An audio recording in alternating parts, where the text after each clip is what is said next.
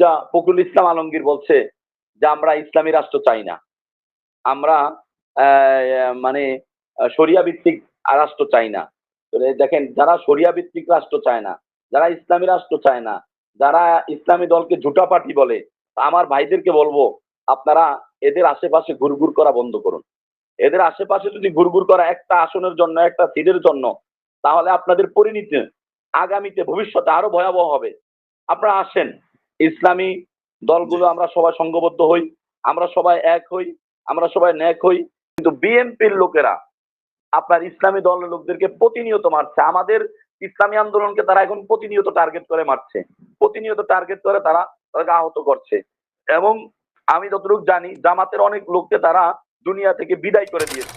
যেরকম উন্মুক্ত ভাবে নিবন্ধনকৃত দলগুলোর কথা শোনে এবং কথাগুলোকে যেভাবে মূল্যায়ন করে, তারপরে যে সংস্কার কমিশন গঠন হয়েছে, এই দেশ স্বাধীন হওয়ার পরবর্তীতে পিয়ারের বিষয় আলোচনা করার মতো কোনো রাস্তা ছিল না, পথ ছিল না। তারপরে আমরা 2008 সাল থেকে পিয়ারের কথা বলছি। আমরা বিভিন্ন সেমিনারের মাধ্যমে ইসলামী দলগুলো, ইসলামী আন্দোলন বিশেষ করে বিভিন্ন সমাবেশের মাধ্যমে, বিভিন্ন বিক্ষোভের মাধ্যমে, বিশেষ করে নির্বাচন কমিশনার তাদের কাছে আমরা আবেদন করছিলাম যে পিয়ারের মাধ্যমে কি দেখ নির্বাচন দেখ, পিয়ার পদ্ধতির মাধ্যমে, সংখ্যা অনুপাতিক পিয়ার পদ্ধতির মাধ্যমে। আমাদের মনিরুজ্জামান ভাই বলছে যে আপনারা এখন এটা নিয়ে মানে এত উঠে পড়ে লেগেছেন কেন? তো ভাই, এখনই তো সময়। আপনার কৃষক যখন আপনার মানে আলু চাষ করার সময়, তখন যদি আলু, সার এগুলা নিয়ে যদি মানে দৌড়ঝাঁপ না করে, এখন বর্ষার সিজন, এখন যদি কেউ আলু বপন করার জন্য জমি প্রস্তুত করে, আপনার যদি সার প্রস্তুত করে, মানুষ তাকে বোকা বলবে। তো আমরা তো পিয়ারের বিষয়ে আমরা এখনই কথা বলবো, এখনই সমাবেশ করব, এখনই আমরা আহ, জোটবদ্ধ হব, এখনই যারা পিয়ার চাইবে, যারা সংখ্যা অনুপাতিক হারে নির্বাচন চায়, আমরা তাদের দ্বারে দ্বারে যাব, তাদেরকে নিয়ে আমরা মিটিং করব। আমার এক ভাই প্রশ্ন করছিল যে এর আগে যে বিএমপি কে কেন রাখা হয়নি, এরকম একটা প্রশ্ন আজকের হাউজে আসছে। যে দেখেন, বিএমপি পিআর পদ্ধতিতে বিশ্বাসী না, বা তারা পিআর পদ্ধতির নির্বাচন চাচ্ছে না। এজন্য আমাদের সমাবেশে আমরা বিএমপি কে ইনভাইট করতে পারিনি। কেননা তাদেরকে যদি ইনভাইট করা হয়, তারা দেখা যায় সেখানে সবাই পিআর পদ্ধতি চাবে। তারা যখন এটার বিপরীত বক্তব্য দিবে, সেখানে বিশৃঙ্খলা সৃষ্টি হতে পারে। এই জন্য আমাদের আমির এবং আমাদের যারা নীতি নির্ধারক ছিল, তারা বিএমপি কে সেখানে ইনভাইট করেনি।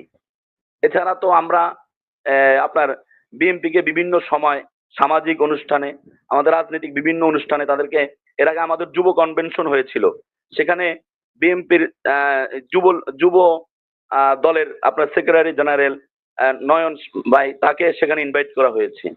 আমরা তাদেরকে ইনভাইট করি না, বিষয়টা এটা নয়। দ্বিতীয় বিষয় আসেন যে ঐক্যের বিষয়টা। আমরা একই সাথে দুইটা জিনিস চাচ্ছি। যদি আমাদের পিআর পদ্ধতি হয়ে যায়, তখন যার যার মার্কা নিয়ে, যার যার দল নিয়ে সে পিআর পদ্ধতিতে মাঠে আপনার বিচরণ করবে, ভোট চাইবে, এবং ভোটের মাঠ তারা এভাবে প্রস্তুতি নিবে। আমরা এরপরে যদি পিআর পদ্ধতির যদি দাবি যদি মানা না হয়, আমাদের আমির সেখান থেকে এর পরবর্তীর জন্য কোনো কর্মসূচি ঘোষণা করে নাই। মানে যে এরপর আমরা কি করব বা না করব, উনি ঘোষণা করেন এই জন্য যে বর্তমানে আপনার সংস্কার কমিশনের কাজ চলছে, সেখানে আমাদের কথা বলার সুযোগ আছে, সেখানে আমরা দেখতেছি কি হচ্ছে। আবার এদিকে আমরা প্রস্তুতি নিয়ে রাখছি যে একটি বাক্সার, আমরা আশা করি এবার ইসলামী দলগুলো ইনশাল্লাহ যদি একটি বাক্সায় আসে, একটি ভোটের বাক্সা যদি বাংলাদেশে যদি মানুষের কাছে পাঠাইতে পারে, আপনার একটা বিপ্লব সংগঠিত হবে। আমাদের ইসলামী আন্দোলনের মোহতারম নাইবে আমিরুল মুজাহিদিন সেই স্পষ্ট ভাষায় বলছে যে অনেক বুদ্ধিজীবীরা টিভি টক শোতে বসে বসে তারা যে ব্যাখ্যা করতেছে, বিশ্লেষণ করতেছে, তারা কল্পনাও করতে পারবে না যে মানে ফলাফলটা কি হতে পারে। আমি এর আগে কথার শেষে রেখে গেলাম দর্শনের বিষয়। আমাদের ভোলাতে আপনার আমার আরো ভাই সেও বলছে যে দেখেন, বিএনপি আজকে এত বেপরোয়া। এই যে ভোলা তজুমুদ্দিনে আমি মনির ভাইয়ের কাছে আমি ওগুলা পাঠাইছি যে তারা এই বিএনপি বহিষ্কারের ইয়ে নিছে, কিন্তু তাদেরকে আইনানুগ শাস্তি দাবি করছি, তাদের ক্ষতিপূরণ দাবি করছি এবং তীব্র নিন্দা জানাচ্ছি। এবং সারা বাংলাদেশে যেন এরকম চাঁদার নামে আমার মা আমার বোনদেরকে যেন গণধর্ষণ না করা হয়। আজকে নারীবাদীদের সম্পর্কে কিছু কথা বলতে হয়। নারী সংস্কার নামে একটা কমিশন গঠন করা হয়েছে, সেখানে ইসলামপন্থীরা আপত্তি জানিয়েছে, সেখানে বিভিন্ন বিষয় নিয়ে। আজকে দেখেন এই নারীরা নিরাপদে থাকবে, পর্দায় থাকবে, সেখানেও বিএনপি যায়, আপনার সেখানেও বিএনপি তাদেরকে ডিস্টার্ব করবে, তাদের গণধর্ষণ করবে। এখানের যে কাহিনীটা যেটা আমরা শুনতে পেরেছি, যে চাঁদা না দেওয়ার কারণে, চাঁদার দাবিতে আপনার ওই পুরুষকে বেঁধে বেদম তাকে মারধর করছে। করার পরবর্তীতে যখন স্বামী তাকে মানে আনার জন্য গেছে, স্ত্রী তাকে নিয়ে আসার জন্য গেল, তার কাছে টাকা চেয়েছে, সে বলছে আমি কোনো টাকা দিতে পারবো না, অপারগতা প্রকাশ করছে। তখন ওই মহিলাকে আপনার 4 জনে আপনার গণধর্ষণ করছে। এই যে এই নির্মম একটা পরিস্থিতি, যে আমরা 5 তারিখের পরে মনে করছিলাম আমরা স্বাধীন, আমরা নিরাপদে থাকবো, আমরা আপনার সুন্দরভাবে কথা বলবো, আমরা সুন্দরভাবে সভা সমাবেশ করব। আমরা এখন সভা সমাবেশ করলে আপনারা ষড়যন্ত্রের গন্ধ পাচ্ছেন। যে আওয়ামী লীগ আমরা সভা সমাবেশ করলে তারা মনে করতো যে মানে সরকার উৎখাতের ষড়যন্ত্র করছে। আওয়ামী লীগের সময় মনির ভাই খেয়াল আছে কিনা, একটা প্রসিদ্ধ বাক্য ছিল যে সরকার উৎখাতের ষড়যন্ত্র চলছে। এখন বিএনপিও সে একই সুরে কথা বলছে যে ষড়যন্ত্র হচ্ছে। আমি তো এটা স্বীকারই করে নিচ্ছি যে আমরা এই দেশে কোরআনের শাসন প্রতিষ্ঠার জন্য আমাদের, আপনি যাই মনে করেন, আমাদের এই ষড়যন্ত্র চলতেই থাকবে, অব্যাহত থাকবে। যাই হোক, এখানে বিএনপির আমাদের নেতা সে অনেক কথা বলছে, যে তাদের অবদানের কথা বলছে। আমি একটু স্মরণ করিয়ে দিতে চাই এবং মাঝে মাঝে এই জাতিকে এটা স্মরণ রাখতে হবে এবং স্মরণ করিয়ে দিতে হবে যে মির্জা ফখরুল ইসলাম আলমগীর সাহেব স্পষ্ট ভাষায় বলছিল, এই আন্দোলন ছাত্রদের, এই আন্দোলনের সাথে আমাদের কোনো সম্পৃক্ততা নেই। কিন্তু আমার দল ইসলামী আন্দোলন, নায়েবে আমিরুল মুজাহিদিন, সেই সশরীরে এই আন্দোলনে সম্পৃক্ত ছিল।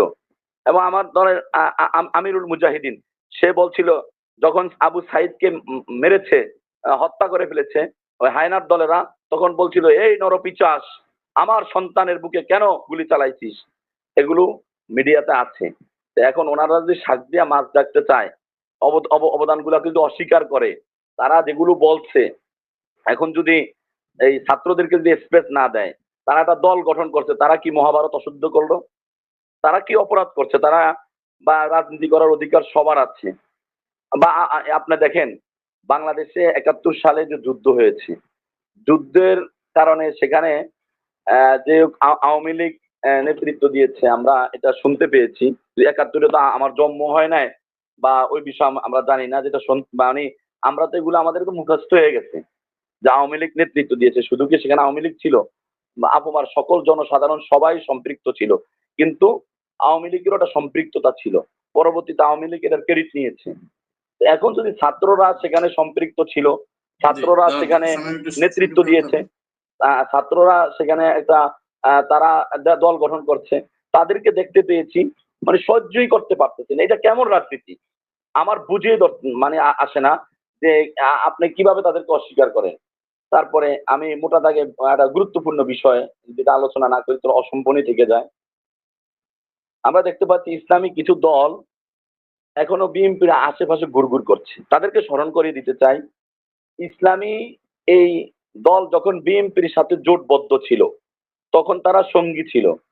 যখন আপনার জোটের থেকে যারা সরে গেছে, তখন এই ইসলামী দলগুলোকে বিএনপি জুটা পার্টি বলেছে।